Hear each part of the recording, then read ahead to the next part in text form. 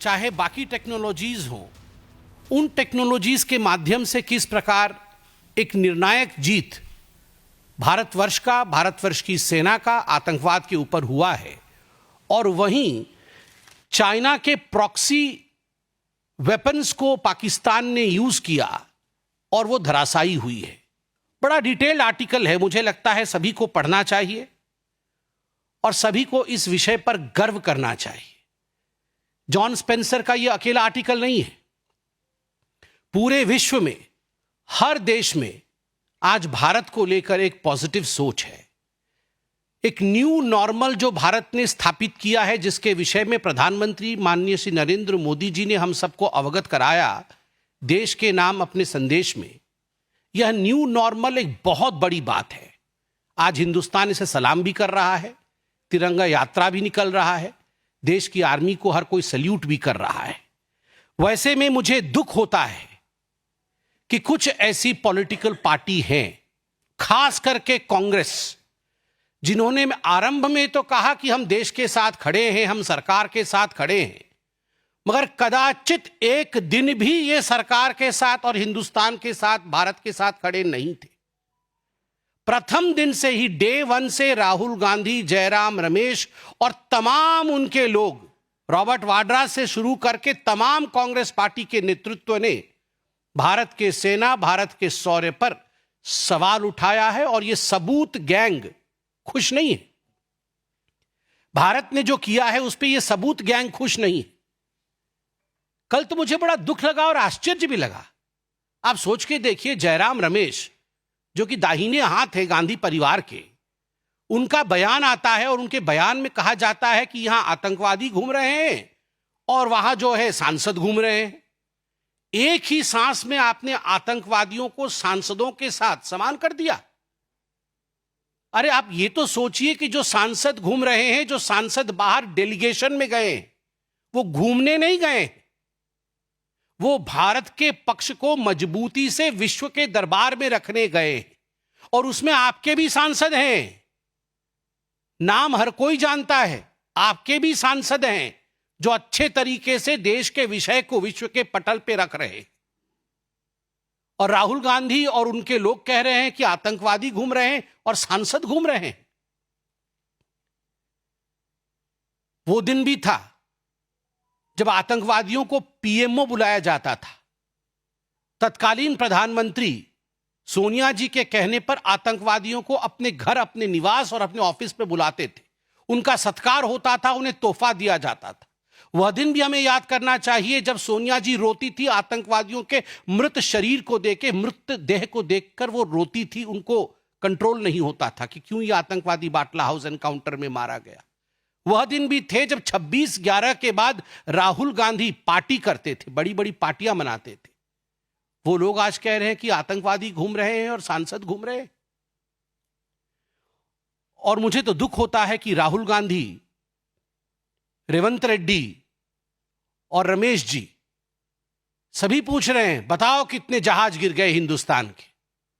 ये day one से पूछ रहे हैं बताओ कितने जहाज गिर गए हिंदुस्तान के। ये कोई सवाल है? आपको समझ नहीं है? भारतवर्ष ने, भारत की सेना ने 9 आतंकवादी अड्डों को ध्वस्त किया। सैटेलाइट इमेज दिखाया गया। बकायदा डीजीएमओ ने जब प्रेस कॉन्फ्रेंस किया तो तथ्य रखे गए, इमेजेस दिखाए गए। देन एंड नाउ, पहले कैसे था ये मरकज, अब क्या हुआ है, ये सारी तस्वीरें दिखाई गई। जब 11 एयरबेस ध्वस्त किए गए पाकिस्तान के, तो तमाम एयरबेसेस की एक एक तस्वीर, कहां पर क्या, कहां डोम गिरा, कहां पर उनके हवाई जहाज उड़ गए, कहां पर रीफ्यूएलिंग सेंटर उनका ध्वस्त हुआ, कहां उनकी हवाई पट्टी ध्वस्त हुई, वो सारी तस्वीरें आपके सामने रखा गया, बकायदा एक सबूत के रूप में। अगर जहाज गिरता है तो उसका रैकेज होता है, मलबा होता है। अगर जहाज गिरती है तो उसका सैटेलाइट इमेज होता है। अगर जहाज गिरता है तो अंतर्राष्ट्रीय जगत में हलचल होती है और अंतर्राष्ट्रीय जगत के एक्सपर्ट्स भी इस पर कमेंट करते हैं, टिप्पणी करते हैं, सबूत प्रस्तुत करते हैं। मगर ऐसा नहीं हुआ। उल्टा मैं तो पीएम शहबाज शरीफ पाकिस्तान के पीएम हैं, उन्होंने क्या कहा है मैं पढ़ देता हूं। वो कहते हैं, कोट, हमने 9 और 10 मई की रात को भारतीय सेना को जवाब देने के लिए हमला करने का फैसला लिया, लेकिन उससे पहले कि भारत के ब्रह्मोस मिसाइलों से पाकिस्तान सैन्य ठिकानों पर हमला कर दिया। हमने 9-10 मई की रात को भारतीय सेना के जवाब के लिए हमला करने का फैसला लिया था, लेकिन उससे पहले ही भारत के ब्रह्मोस मिसाइलों ने पाकिस्तान के सैन्य ठिकानों पर हमला कर दिया। इससे पहले नूर खान एयरबेस के विषय में भी पीएम शहबाज शरीफ ने कहा था कि उसे भी ध्वस्त कर दिया गया था। अरे राहुल गांधी, आप हमसे क्या रिपोर्ट कार्ड मांग रहे हैं, हमसे क्या सबूत मांग रहे हैं? आपके यार, आपके दिलदार, आपको चाहने वाले और आप उनको चाहने वाले, आपके शहबाज शरीफ खुद आपसे बोल रहे हैं। ये शहबाज शरीफ और राहुल गांधी फोन पे बात नहीं करते हैं क्या? करते तो होंगे ही। तो शहबाज जी से राहुल जी को बता दीजिए फोन करके कि यह आपका ही बयान है।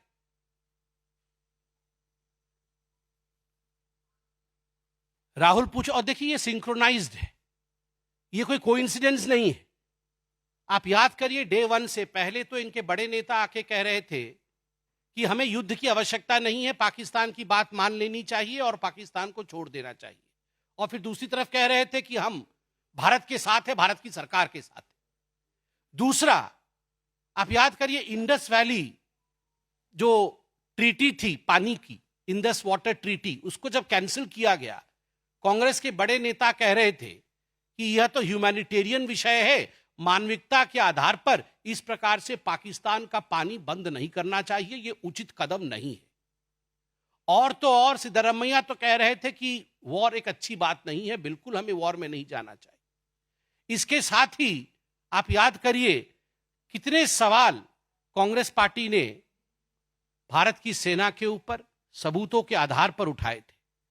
राहुल गांधी पूछते हैं कितने रफाल गिराए, रमेश पूछते हैं कितने रफाल गिराए, रेवंत रेड्डी पूछते हैं बताओ कितने रफाल गिराए।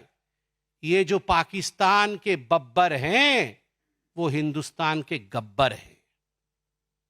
बताओ कितने रफाल गिराए, ये पाकिस्तान के बब्बर, ये हिंदुस्तान के गब्बर हैं। और याद रखो, हिंदुस्तान के गब्बरों, तुम्हारी वही होगी जो जय और वीरू ने गब्बर का किया था। भारत का जय और भारत का वीरता, भारत की वीरता और भारत के जय के कारण गब्बर का पराजय निश्चिंत है।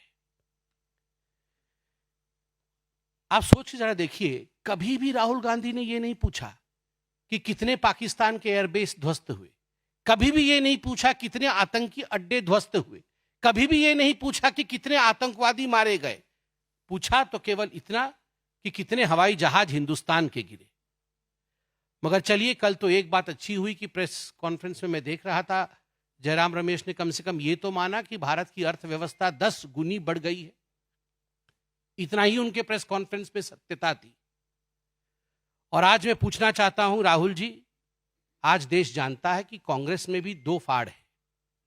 एक वो कांग्रेस जो पाकिस्तान का समर्थन कर रही है, और कांग्रेस के अंदर भी कुछ ऐसे नेता हैं जो देश के लिए आवाज उठाना तो चाहते हैं किंतु आपके कारण उठा नहीं पा रहे। और ये जो जय हिंद की यात्रा आपने निकाला है, और हर जय हिंद की यात्रा में, कल रेवंत रेड्डी जी पूछ रहे थे कि हिंदुस्तान की कितनी जहाजें गिर गई, परसों रमेश जी पूछ रहे थे, ये जो जय हिंद की यात्रा आपने निकाला है, ये जय पाकिस्तान की यात्रा ज्यादा लग रही है, जय हिंद की यात्रा कम लग रही है। इससे अच्छा होगा आप यात्रा बंद करिए और पाकिस्तान के साथ सलाह मशवरा करके कंबाइंड प्रेस कॉन्फ्रेंस करिए। यही आपकी आज वास्तविकता है। ममता जी ने भी कल बहुत ही, मैं कहूंगा, जो नहीं कहना चाहिए उस प्रकार की बातें कल ममता बनर्जी ने कहा है। किसी भी चुने हुए प्रतिनिधि को या किसी भी नेता को इस प्रकार की भाषा की, प्रधानमंत्री नरेंद्र मोदी क्या सभी के पति हैं? क्या सभी महिलाओं के वो हस्बैंड हैं? ये कितनी कैसी बात है ये? मैं तो इस पे कुछ कहना भी नहीं चाहता हूं। हां, प्रधानमंत्री नरेंद्र मोदी सभी के सेवक है, किसी के पिता हैं तो किसी के भाई हैं, इसमें कोई शक नहीं है।